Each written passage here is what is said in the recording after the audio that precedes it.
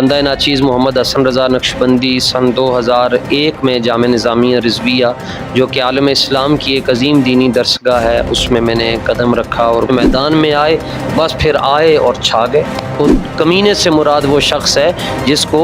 اپنا مسئلہ سمجھ آیا، اپنے علاقے کا مسئلہ سمجھ آیا، لیکن حضور کی عزت کا مسئلہ سمجھ نہ آیا۔ چونکہ پیمرا نے پابندی لگائی ہوئی ہے، اس لیے میں خان صاحب کا نام نہیں لیتا، میں لنگڑا کہہ کے پکارتا ہوں۔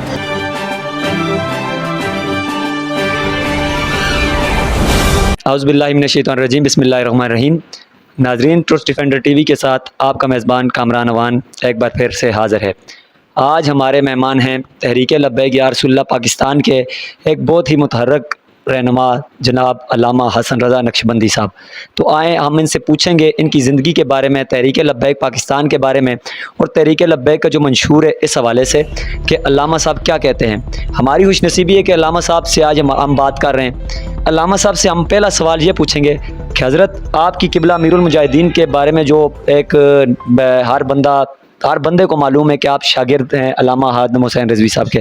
تو آپ نے کب علامہ صاحب سے پڑھنا شروع کیا اور کتنا عرصہ پڑھا؟ کون سی تعلیم حاصل کی؟ حفظ کیا یا درس نظامی کی؟ کس طرح آپ نے ان کو پایا؟ وعلیکم السلام ورحمۃ اللہ وبرکاتہ۔ لبیک لبیک لبیک یا رسول اللہ، تاجدار ختم نبوت، زندہ باد زندہ باد زندہ باد، من سب نبیا فاقتلوہ، انہیں جانا انہیں مانا، نہ رکھا غیر سے کام، للہ الحمد میں دنیا سے مسلمان گیا۔ اج بھی ساڈے بابا جی دی کیا بات، پاکستان کا مطلب کیا، لا الہ الا اللہ، دستور ریاست کیا ہوگا، محمد الرسول اللہ، کشمیر سے ہمارا رشتہ کیا، لا الہ الا اللہ محمد الرسول اللہ۔ بہت شکریہ آپ کا کامران بھائی، آپ نے ہمیں جوائن کیا۔ بندہ ناچیز محمد حسن رضا نقشبندی سن 2001 میں جامعہ نظامیہ رضویہ جو کہ عالم اسلام کی ایک عظیم دینی درسگاہ ہے، اس میں نے قدم رکھا اور مجھے حضرت شیخ الحدیث و تفسیر علامہ حافظ عبدالستار صاحب سعیدی جو کہ محسن اہل سنت اور محسن اسلام ہیں، ان کے قدموں میں زانو تلمس طے کرنے کا موقع ملا، اور اس کے بعد حضرت امیر المجاہدین کو صبح اور دوپہر کو جامعہ میں آتے ہوئے، جامعہ میں جاتے ہوئے، اپنے مبارک کندھے پر چادر رکھتے ہوئے ایک شاہانہ جلال کے ساتھ اور سکندرانہ اداؤں کے ساتھ زیارت کرتے رہتے تھے۔ سن 2005 میں ہم نے پہلی مرتبہ استاذ گرامی کے سامنے بیٹھ کر مشکات شریف پڑھنے کا اعزاز حاصل ہوا مجھے۔ اچھا، یہ جو ناموس رسالت کی تحریک ہے، علامہ حافظ خادم حسین رضوی صاحب آپ ویل چیئر پہ ہوا کرتے تھے، تو ہم شروع سے علماء کو سنتے آ رہے ہیں، لیکن ہم نے جو دین پڑھا وہ مسجد سے گھر، گھر سے مسجد، اسی تک ہمیں علماء نے بتایا۔ تو کیا خاص وجہ تھی علامہ خادم حسین رضوی صاحب نے ایک نیا ویژن دیا اور وہی دین بتایا جو بزرگوں کا ہے، جو صحابہ کرام نے دکھایا تھا، اور وہ جذبہ دکھایا ہم نے فیض آباد میں دیکھا؟ اتنی جرت کی آخر وجہ آپ کیا سمجھتے ہیں؟ اتنے بے باک ہو کر انہوں نے دین بیان کیا، آپ ان کے قریب رہیں، تو اس کی کیا خاص وجہ سمجھتے ہیں؟ میری کوئی حیثیت نہیں ہے، میں ایک ادنا سا طالب علم ہونے کی حیثیت سے اور ان کے دسترخوان کرم کا ریزہ خوار ہونے کی حیثیت سے یہ بات عرض کر رہا ہوں کہ جس طرح شیخ المسلمین اور امام المسلمین حضرت پیر سید مہر علی شاہ صاحب رحمۃ اللہ تعالی علیہ اپنے دور میں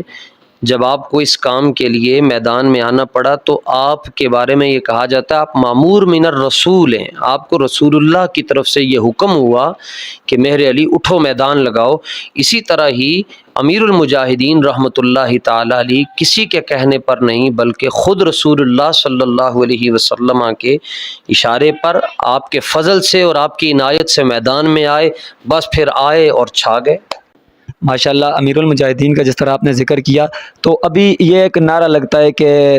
قدر نبی دا ایک ہی جانن دنیا دار کمینے، ہم آپ کو سنتے رہتے ہیں، اس کی آپ تشریح فرماتے ہیں، تو ہمارے چینل کے توسط سے جو لوگ سن رہے ہیں تو اس کی آپ کیا تشریح کرتے ہیں؟ کون لوگ ہیں وہ؟ اس سے دنیا دار کمینے سے ہر وہ فرد، ہر وہ شخص، ہر وہ شخصیت جو کسی بھی لبادے میں ہو مراد ہے جس نے حضور کی عزت پر پہرا نہیں دیا، اور جس نے حضور کی عزت پر پہرا دیا اس کا کوئی حلیہ، کوئی لباس، کوئی وضاقتہ نہیں ہے، کوئی اس کا سلسلہ طریقت نہیں ہے۔ اگر وہ ترکھانہ دا منڈا بھی ہے، علم الدین بھی ہے، سر دے اتے ٹوپی بھی نہیں رکھی، تریزاں لے کرتے بھی نہیں پائے، کسی پیر دا مرید بھی نہیں، سجادہ نشین بھی نہیں، اے دے باوجود حضور دی عزت تے پہرا دے کے ایک لمحے دے اندر اتھے پہنچ گیا جتھے وڈے وڈے عبادت گزار 40,000 سال لا کے بھی نہیں پہنچ سکتے۔ تو کمینے سے مراد وہ شخص ہے جس کو اپنا مسئلہ سمجھ آیا، اپنے علاقے کا مسئلہ سمجھ آیا، لیکن حضور کی عزت کا مسئلہ سمجھ نہ آیا۔ اچھا حضرت، آپ سے آخری سوال پوچھیں گے،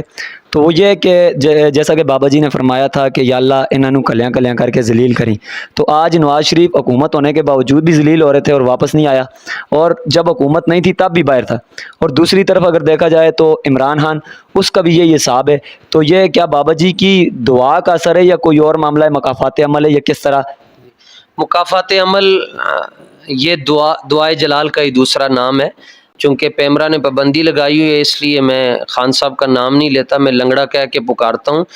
انہوں بھی لگی، گنجے نو بھی لگی بابا جی دی دعائے جلال، اور جڑا چپ رہا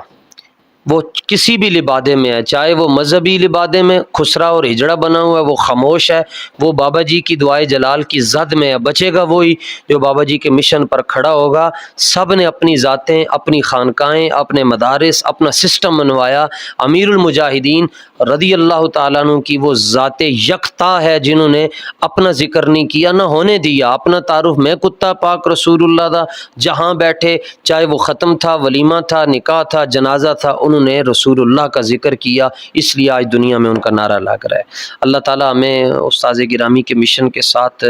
ہمیشہ اخلاص نصیب فرمائے، اور بالخصوص میں کشمیر کے اندر تحریک لبیک یا رسول اللہ کے تمام ذمہ داران، عہدے داران، کارکنان کو یہ دس بستہ گزارش کروں گا کہ تمام تر معاملات کو بالائے طاق رکھتے ہوئے حضور کی ختم نبوت کے لیے، حضور کی ناموس رسالت کے لیے 24/7 آپ کو میدان عمل میں رہنا پڑے گا۔ باخدا یہ بابا جی کی محنت ہے کہ کشمیر کی اسمبلی کے اندر مرزائیوں کو غیر مسلم اور اقلیت اور مرتد ڈکلیئر کیا گیا ہے۔ ہم قیامت تک بابا جی کے اس احسان کا بدلہ نہیں دے سکتے، اور اگر آپ چاہتے ہیں بابا جی راضی ہو جائیں تو آپ کشمیر کی سطح پر اتنا کام کریں، اتنا کام کریں، اتنا کام کریں کہ آپ کے لیے بھی آواز آئے، وہ دیکھو ہمارا فقیر آ رہا ہے۔ ہمارے ساتھ موجود تھے علامہ حسن رضا نقشبندی صاحب، ہم ان کے شکر گزار ہیں کہ انہوں نے اپنے قیمتی لمحات سے ہمیں وقت دیا۔ تو ایک نئی ویڈیو کے ساتھ پھر حاضر ہوں گے، اپنے میزبان کامران نوان کو اجازت دیجیے، اللہ حافظ۔